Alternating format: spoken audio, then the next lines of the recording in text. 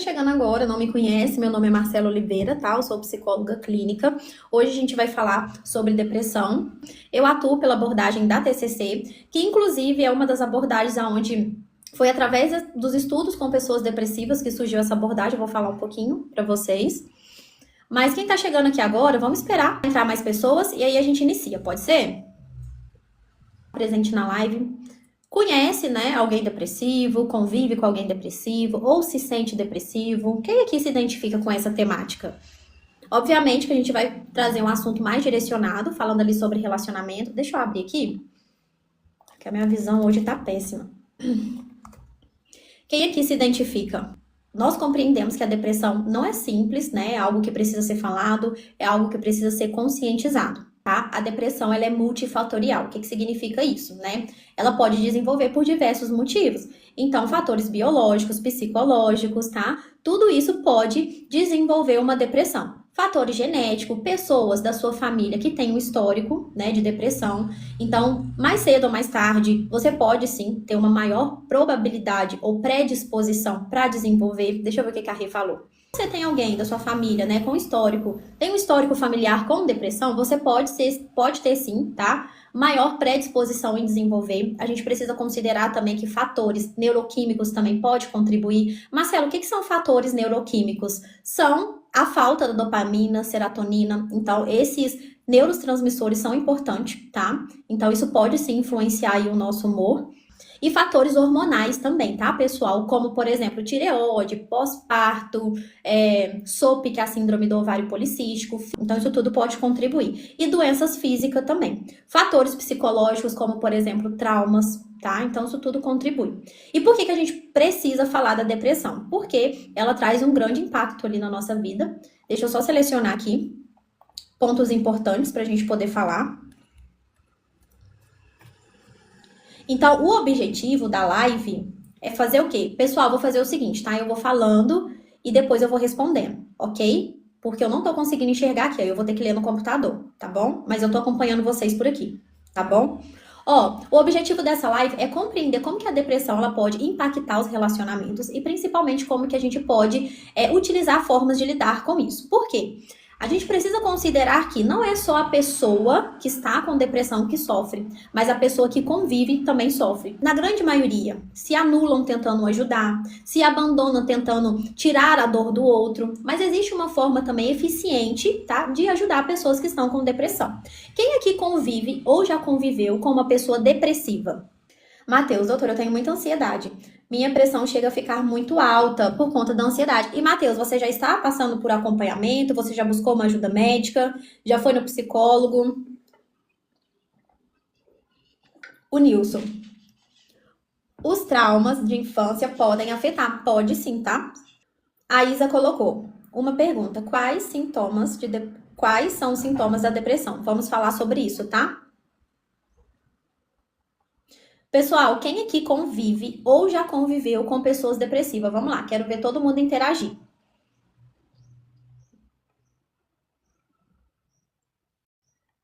Olha, Rosana, tenho medo do meu marido se cansar de mim.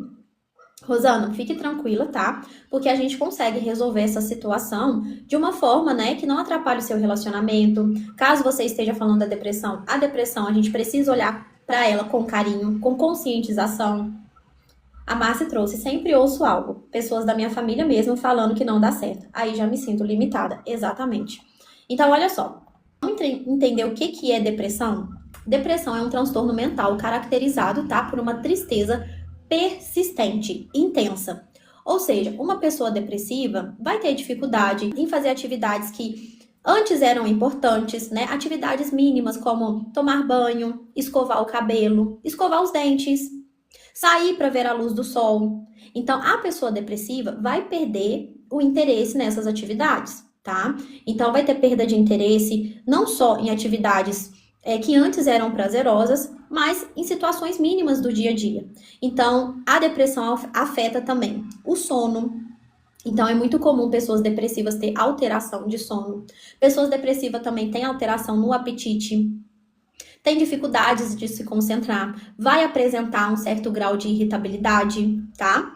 E também vai desenvolver, em alguns casos, tá, pessoal? Não são todos, sentimento de culpa e desesperança. Deixa eu ver o que a Marci falou. Então, a gente está falando de algo persistente. Focam nisso, porque existem pessoas que confundem a depressão com a tristeza. Vamos diferenciar o que é depressão, o que é tristeza? Quando a gente fala da tristeza e emoção, a tristeza ela é passageira. A depressão não, é uma tristeza persistente. É uma tristeza intensa. E uma tristeza que vai interferir a sua vida e que vai interferir os seus relacionamentos. Então, a gente está falando de um transtorno que afeta o nosso humor. Tristeza, todos nós vamos sentir em algum momento. A gente pode ficar uns 2, 3 dias triste, às vezes até uma semana, né, com uma situação, principalmente em situações que são mais desafiadoras, como, por exemplo, um luto. Então, pode ser que a gente fique alguns dias tristes, mas quando a gente fala da depressão, a gente tá falando de algo persistente, tá? A Camila já se identificou com a temática.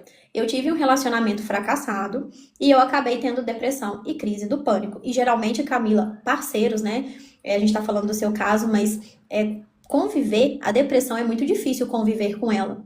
E existem parceiros que não compreendem, não têm o manejo suficiente para ajudar uma pessoa. E por que é importante a gente se conscientizar? Porque quando a gente se depara com uma situação difícil e a gente desenvolve a depressão, é importante a gente ter habilidades para desenvolver isso, até mesmo no relacionamento. A Márcia trouxe, ultimamente sinto alguns sintomas. Acordo triste sem ânimo. Eu só quero dormir. Pode ser depressão? Tipo um vazio. Márcia, olha só. Aí, já entra pontos que a gente pode considerar. Você já fez um exame de sangue? Lembra? A gente sempre fala sobre descartar causas médicas. Você é minha participante antiga, então você já sabe como que é. A Márcia tá sempre por aqui nas minhas lives, pessoal. Então, primeiro a gente descarta causas médicas. Antes de se precipitar, né, e ficar deduzindo alguma coisa. Lembra da questão do autodiagnóstico. A gente não pode se autodiagnosticar. A gente faz essas lives, mas a psicoeducação para o povo leigo é um pouco difícil. Já é mais fácil você psicoeducar pessoas que já conhecem, têm um domínio ali no assunto, como, por exemplo, os psicólogos. É um pouco complicado. Por quê? Porque eles fazem autodiagnóstico, eles acabam, me identifico com isso, então significa que eu tenho. Não, pessoal. Antes de vocês pontuarem ou ponderarem que vocês têm alguma coisa, é importante vocês buscarem uma ajuda profissional. Porque somente um profissional tem esse poder de dar o diagnóstico. Porque nem tudo que você pensa que é depressão, às vezes é. Então, esse autoconhecimento, ele é muito importante, tudo bem? Então, olha só, primeira coisa, descartar causas médicas.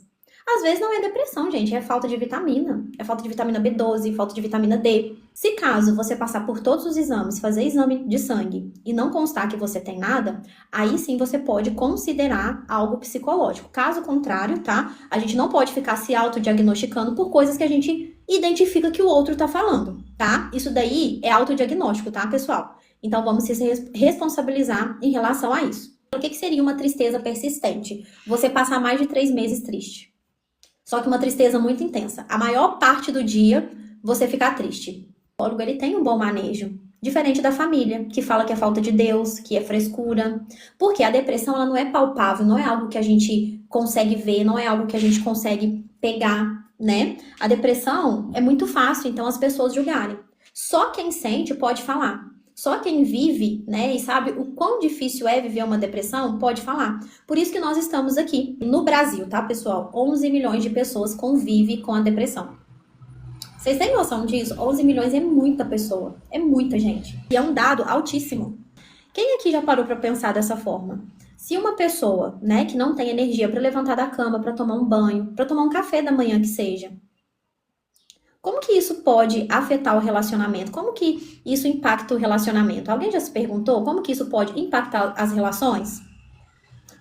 Ó, o Moraes já colocou, eu já. Isso vai impactar a vida do parceiro, afeta até as finanças do casal, a vida sexual. E a gente vai falar de cada tópico aqui, tá? Mas eu vou deixar mais pro final. Tentar dar soluções imediatas. Para uma pessoa que é depressiva, né, não existe essa questão de imediato. Então, evite ficar dando soluções para aquela pessoa de imediato. Às vezes, em vez de você ajudar, você pode estar sufocando aquela pessoa, tá? Então, pergunte se aquela pessoa quer conversar naquele momento. Respeite o tempo dela. porque é comum ali da pessoa querer se isolar mesmo, mas você precisa se fazer presente na vida daquela pessoa todos os dias. Ai, Marcela, mas tem hora que é cansativo. Mas, gente, é importante. A rede de apoio é exatamente para isso, pra gente auxiliar, pra gente ajudar as outras pessoas, principalmente quem convive com pessoas depressivas. Então, antes de você fazer qualquer intervenção, antes de você perguntar qualquer coisa, pergunte se aquela pessoa está disposta a conversar com você, se ela quer, se ela está se sentindo vontade. Às vezes ela tá para baixo, não tá muito legal, e às vezes ela não vai querer conversar com você naquele momento. E tá tudo bem, tá? Então, o importante é você se mostrar disponível tanto para momentos bons na vida daquela pessoa, quanto para momentos ruins, tá? Ó, agora eu vou falar bem rapidamente os impactos da depressão nos relacionamentos. Primeira coisa, a depressão, a pessoa que é depressiva, vai apresentar conflitos ali no relacionamento. E uma das coisas que a pessoa pode apresentar é na comunicação. Então, a pessoa que é depressiva, ela tende a reduzir a comunicação com o parceiro, ou até mesmo o parceiro com a pessoa que é depressiva. Então, a comunicação já começa a apresentar uma falha ali. Não só a comunicação também, mas várias outras coisas. Então, é comum, tá? Apresentar muito silêncio dentro do relacionamento, respostas muito curtas, e essas respostas, às vezes, podem ser mal interpretadas. Você, o parceiro que está lidando com uma pessoa depressiva, achar que a pessoa está no desinteresse, você achar que aquela pessoa está te rejeitando. Então, pode ser que aconteça também mal entendidos dentro do relacionamento. Então, a primeira coisa que começa a afetar é a comunicação dentro do relacionamento. E, gente, lembra, não porque a pessoa quer, mas porque ela está passando por um momento difícil. Quando a gente fala de depressão, a gente está falando de um transtorno, tá? Um transtorno que ninguém pede para ter. Então, vamos ter empatia. Se você convive, e eu não tô falando só de relacionamento, eu tô trazendo foco de relacionamento, porque é o meu foco de estudo. Mas às vezes você tem uma mãe dentro de casa, você tem um filho. Então, a mãe que não tem paciência, o que ela vai fazer? Ela vai gritar com aquele filho. Por quê? Porque ela quer ver aquele filho saindo, né? Então, a comunicação pode ser um problema ali. Chamar a criança, chamar a criança de vulnerável. E isso acaba aumentando o conflito, mesmo sem intenção, mas vai prejudicar a comunicação. Agora, voltado ao relacionamento. Como que a depressão pode impactar os relacionamentos? Pode impactar também a intimidade do casal. Quando aquela pessoa não tem, ela falta com empatia, né? Ela vai prejudicar a intimidade. Por quê? Porque talvez o outro que tá depressivo não vai se sentir nem mais confiante com aquela pessoa. Porque aquela pessoa não tem paciência, vai perdendo as habilidades simples que a gente precisa no relacionamento, sabe? Que é a parceria, a paciência. Então aquela pessoa vai deixando de ter empatia, não consegue compreender. E, consequentemente, isso vai contribuir com o quê? A diminuição do carinho, a diminuição do amor, a diminuição do afeto na vida daquela pessoa. Então, vai começar a aparecer sentimentos de desconexão no seu relacionamento. Isso são tudo sinais que vocês podem perceber. Começou a perceber que você e a sua esposa, enfim, está um pouco distante, começa a notar isso. Às vezes ela está precisando de ajuda. Eu vi um vídeo aqui no TikTok de um moço que ele chegou em casa, a casa estava uma bagunça, ele já chegou reclamando. Não sei se eu vou conseguir achar esse vídeo, mas no finalzinho trouxe até uma conscientização. Antes de julgar, pergunte se aquela mulher está bem. E também, tá? O homem também ele pode estar depressivo, tá, pessoal? Então, você que tem um parceiro que é depressivo, tenha paciência também. Eu estou falando com uma linguagem voltada para as mulheres, mas é importante. Tem muitos homens também que estão com depressão e a mulher acha que aquele homem tem que dar conta de tudo, que ele tem que ser forte o tempo todo. Em vez de ajudar, você está atrapalhando aquela pessoa. E a tendência daquela pessoa se afundar é muito grande. Outra coisa também, onde a depressão pode impactar ali o relacionamento, vida sexual, porque a depressão, ela vai reduzir alguns hormônios que a gente precisa, né? Serotonina, dopamina. Então, a redução da libido é devido aos efeitos dos medicamentos, porque os medicamentos também podem fazer com que com a mulher ou o homem tenha redução ali da libido, né? A questão da vitamina também, que a depressão contribui um pouco para isso. Então, isso pode trazer um impacto ali no relacionamento. A diminuição do desejo também, porque a pessoa ela fica mais apática, ela já não tem muita vontade de se relacionar. Então, a pessoa ela vai ter a diminuição do desejo, até mesmo físico, de estar perto do outro, porque um dos comportamentos típicos de uma pessoa depressiva é o isolamento. Então, o isolamento faz com que a pessoa, né, saia de perto de pessoas que são importantes. Então, a pessoa vai começar a desenvolver a diminuição do desejo por a proximidade física mesmo. Outra coisa também, frustração e sensação de rejeição do parceiro. O parceiro que não sabe lidar com essa situação, ele vai começar a distorcer a realidade daquilo ali. Ele não vai ver aquele homem, ou se no caso for um homem depressivo, a mulher não vai ver aquele homem como uma situação difícil que ele está passando. E aí, pra mim, já mexe até um pouco na parceria. Porque o casamento é o seguinte, é na alegria e na tristeza. Então, até isso a gente tá perdendo a habilidade. Por quê? O casamento de hoje só é reforçado através da alegria e a tristeza. E quando a sua esposa, o seu esposo tá com depressão? Será que você tem paciência? Será que você consegue ajudar? Será que você consegue ser o suporte? Ah, Marcela, mas é um trabalho, a depressão às vezes não passa, mas você tem que ajudar. Existem pessoas capacitadas para lidar com isso.